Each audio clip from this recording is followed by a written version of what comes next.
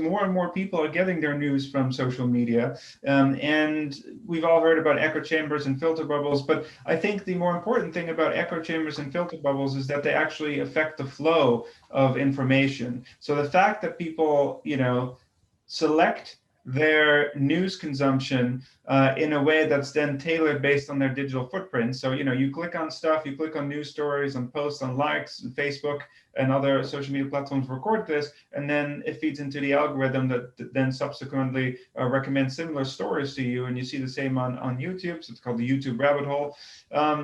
What that does is it not only polarizes people because you get segregated communities because people are sort of trapped in their own echo chamber. The other thing it does is that it interrupts the flow of information. So when you send out a fact check or a debunk or a factual story, it doesn't actually penetrate beyond the echo chamber because the way that information is propagated is selectively biased towards like-minded others. So your fact check is never reaching the audiences who it's supposed to reach, or at least at a much slower rate.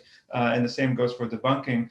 So I think that's been a problem with how social media has interrupted the flow of information, aside from the recommendation engines and the role of these companies more generally. You mentioned the spread of information. Of course, that's been rapidly increasing on social media as well. In fact, we're now kind of thinking about using the same viral terminology that you use for a virus, such as the R naught, for how information spreads and whether false information spreads faster on social media platforms than true information.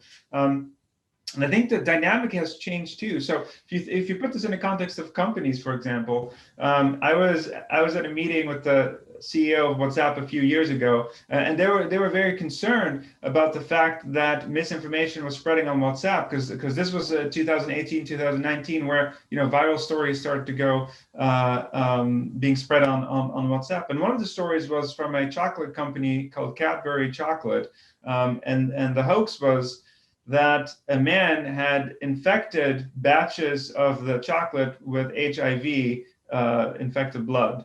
And this went viral, which of course poses a huge reputational and financial risk to the company because people were now concerned that all of their chocolate was HIV infected. Now you can't actually get HIV from, even if it was true, from eating the chocolate. It later evolved into Ebola and other sort of hoaxes, but there's been a lot of disinformation about food that has actually spread on WhatsApp.